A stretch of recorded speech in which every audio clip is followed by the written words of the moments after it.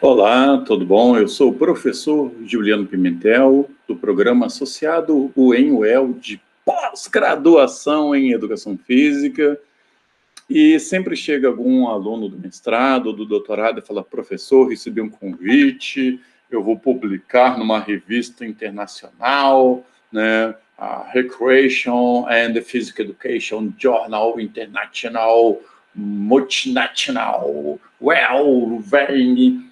E aí eu falo assim: calma aí, tá muito estranho isso aí, né? Vamos dar uma olhada aí nesse capítulo de livro, nesse artigo que estão dizendo que vão publicar.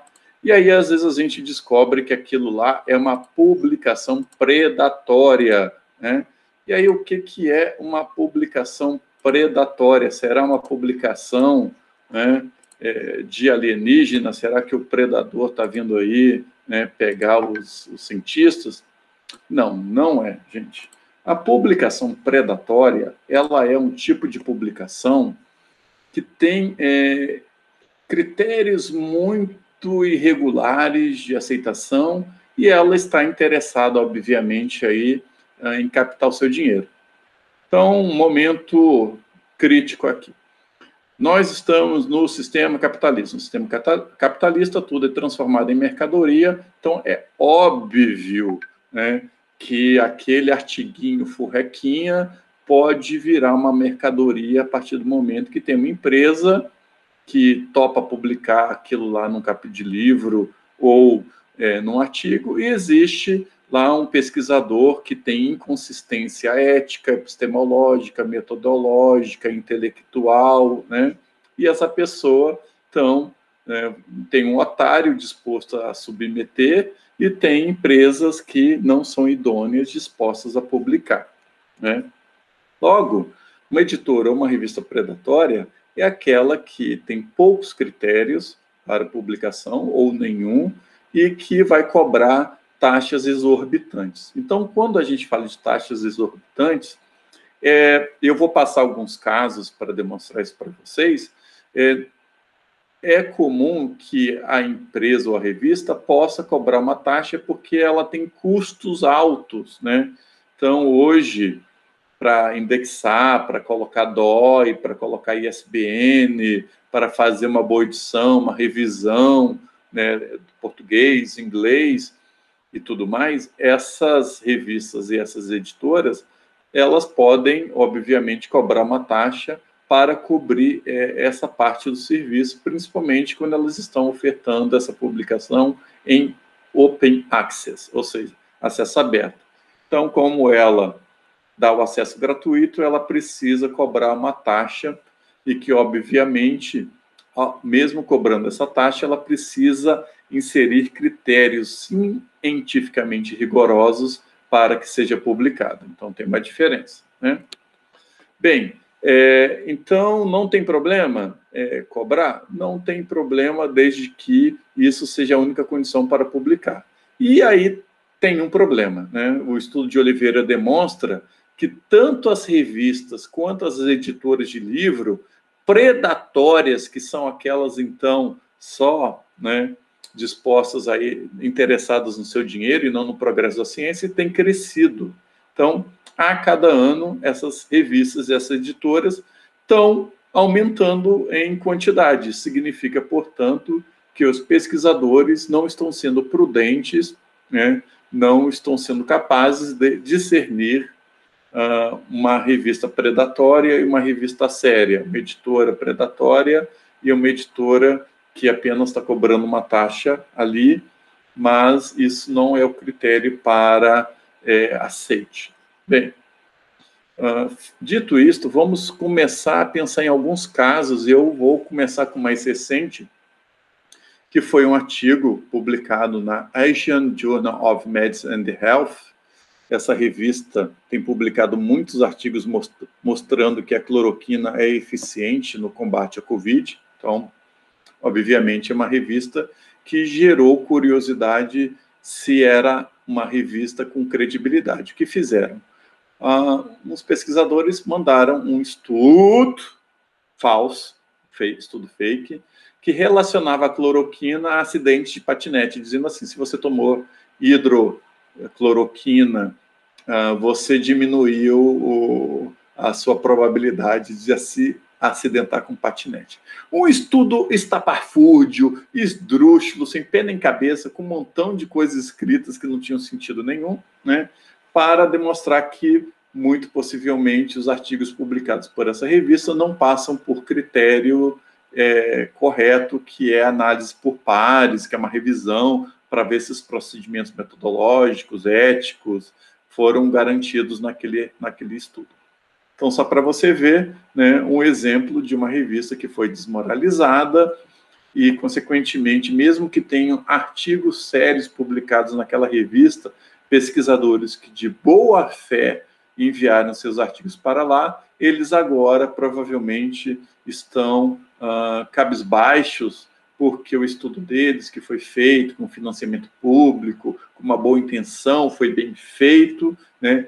E eles falaram, oh, que legal, vamos comemorar, né? Publicamos numa revista internacional. Na verdade, eles caíram no canto da sereia, né? Então, e aí, para também a gente ter um senso crítico, eu vou agora colocar 3 casos aqui de convites que eu recebi para publicar em editoras, né, que estavam propondo que algum estudo meu fosse publicado. E aí, preste atenção, eu não estou alegando se essa editora é predatória ou não, né? Nós vamos fazer análise juntos, tá bom? Então, a primeira aqui está me convidando para uma chamada aberta, que vai sair impresso mais e-book, um investimento de R$350, parcelado em 2 vezes. Aí vai sair 3 exemplares, mais o e-book com acesso gratuito pela editora, e é só eu clicar ali para ver a ementa e ver, né, mandar uma publicação minha ali, né? E estão garantido aí que o Conselho Editorial possui doutores, que tem ficha catalográfica, que tem ISBN, que tem DOI, né? Que são coisas básicas que tem que ter mesmo, né? Então, é predatório ou não é? Então, está me convidando aí para submeter um trabalho, está dizendo que tem um investimento. Isso pode gerar uma desconfiança, mas não gera uma certeza, tá? Daqui a pouco eu vou dizer como que o que eu tenho que fazer para saber se esse convite é um canto de sereia, né, e que vai me levar para afundar, ou se é apenas uma editora que está propondo, frente a um determinado valor, que eu possa concorrer com o meu conhecimento para ser selecionado para uma seleção de publicações. Segundo caso aqui, também recebi, aí nesse caso eles já pré-selecionaram um artigo meu, junto com outros autores e autoras, que foi publicado numa revista muito boa, e que eles estão dizendo, olha, esse artigo aqui, além de ser publicado numa revista muito boa, poderia ser publicado num e-book. Está aqui, ó, sou o doutor tal, e nós vamos garantir um processo seletivo, e tem uma taxa de publicação nesse valor, né, que você poderá fazer no momento da submissão do seu trabalho. Então, mais uma vez, isso é um convite, né, e, obviamente, nós temos que jogar critérios para saber se é ou não é uma publicação predatória. Por enquanto, fica apenas suspenso, né? Mais um caso aqui, também recebi, outra editora, por questão ética eu sempre, né, tiro a identificação, eles viram uma outra publicação minha e estão querendo que seja parte de uma coletânea, com um capítulo, disseram que a seleção foi porque a publicação possui qualidade, olha só que legal, né?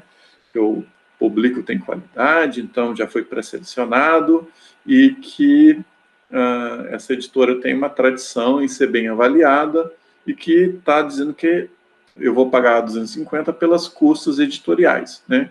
Então, pagar pelas custas editoriais é razoável, né? E, obviamente, eu vou pensar, né? Olha, e aí? Vou ou não vou? Né? É predatório ou é uma coisa séria? Para isso, então, nós vamos nos basear no Ronaldo Lopes Oliveira, em alguns critérios que ele vai colocar para saber se uma revista ou uma editora é predatória. Então, primeiro, essa revista ou essa editora é facinha, né? Manda mensagem para todo mundo, na verdade, né? Então, uma editora predatória, ela, na verdade, não faz uma seleção. Ela sai mandando mensagem para, né, qualquer pessoa. Segundo, ela já começa aí com uma cobrança muito elevada de uma taxa de aceitação. E aí é taxa para tudo, né?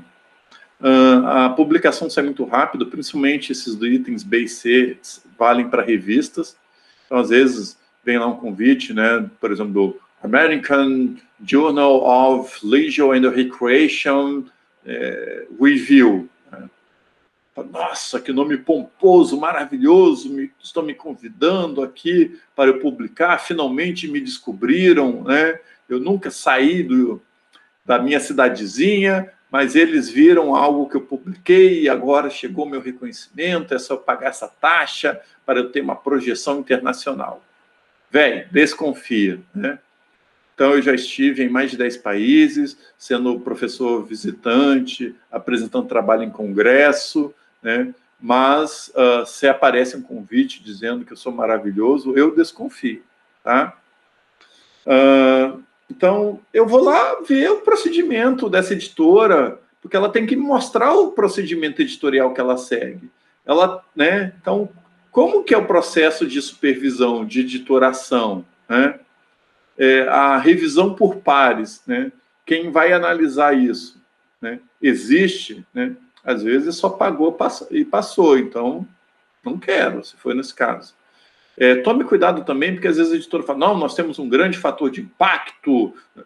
Aí você vai ver, em nenhum lugar você encontra. Ele tirou aquilo da cabeça, aquele fator de impacto, né? Ele superfaturou, é fake.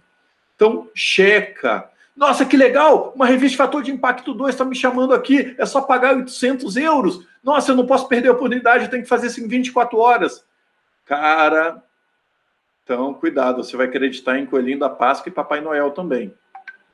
Ah, então, não existe, desculpa, não existe Coelhinho da Páscoa nem Papai Noel, tá bom? E não existe revista que vai reconhecer o seu grande valor em troca de uma taxa aí de 600 dólares. Tá? Toma cuidado. Tem revistas que cobram mais que isso, só que, são revistas que existem de verdade. Então, tenha cuidado. Bem, e às vezes você vai lá ver, nossa, que legal, olha só, aquele professor altamente renomado, o prêmio Nobel está no corpo editorial, mas às vezes colocaram o nome lá sem autorização, então você tem que ser mais criterioso, porque não pode realmente acreditar em tudo que dizem ali para você, né? E aí você, às vezes, vai na empolgação, pagou, e depois fala, nossa, é furada, né? Não quero mais. Eles não ligam mais para você. Pagou, publicou, né? Mesmo que, de repente, você percebeu que, sem querer, você mandou a versão errada. Nossa, eu mandei um rascunho, né? Não é a versão definitiva. Essa revista nunca mais vai publicar diferente. Mandou, né? Eu, infelizmente, né, caí nesse conto. Eu publiquei numa revista um texto que eu elaborei durante anos, tal. E aí, quando fui ver, estava todo sem diagramação. Meu Deus, que vergonha, né? Então, mesmo pessoas experientes podem cair nesse conto. E uma coisa que elas fazem muito, então, às vezes, assim, tem uma revista de grande reputação, por exemplo, a Leisure Studies ou a Leisure Science, que são revistas na área do lazer muito fortes, e aí fala assim, nossa, eu vou criar uma revista que tem um nome parecido. Então, Leisure Science vai ser Leisure Science Journal, né? Ou Leisure Studies of South American Review, né? Aí eu, né, sou inexperiente e posso cair nessa coisa aí. E as taxas sempre muito caras. Então, tome cuidado aí. Essas são características para você saber. Ou seja, receber um convite, está interessado? Peça mais informações, averigue, né? Responda pedindo, né, detalhes sobre o processo de editoração, porque às vezes é interessante. O que é desinteressante é você perceber, de repente, que alguém pegou lá um TCC, né, que mal dá para entender o que a pessoa está dizendo, e foi publicado ao lado ali como um capítulo no seu estudo, que você demorou 3 anos, investiu muito dinheiro, muito recursos, né? E aí você acaba perdendo a credibilidade daquele conhecimento porque está no meio de um montão de lixo, tá? Então, para não sair acusando, metendo o dedo, né?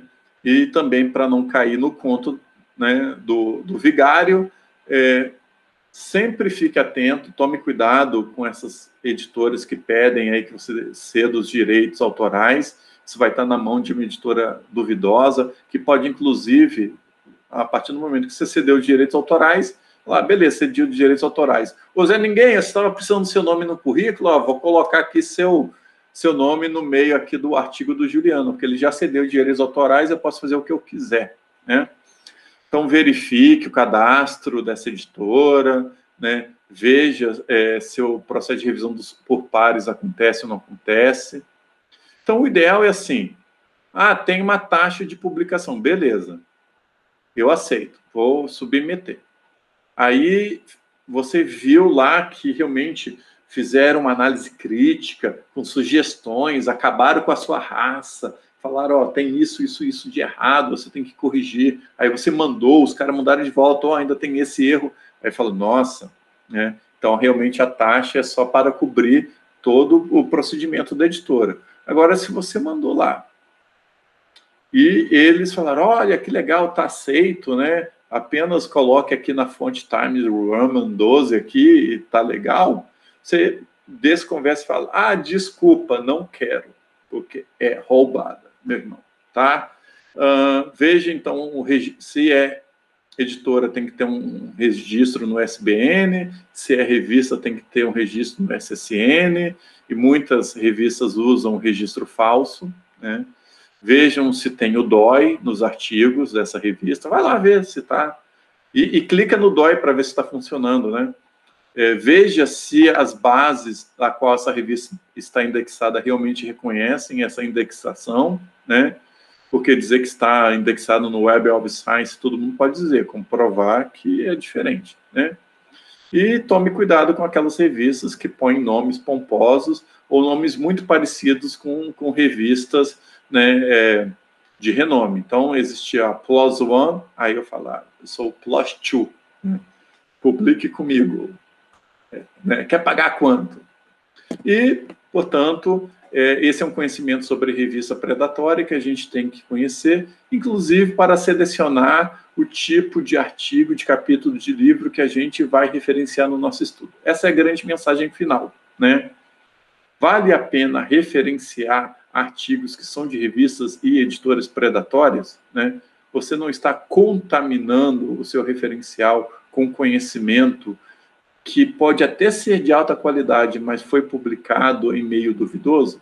Então, é uma reflexão para que eu me questione, para que eu use esse mesmo critério para questionar o que eu leio, né, porque eu tenho que ter critérios, e mais do que acusar, é um processo educativo, né?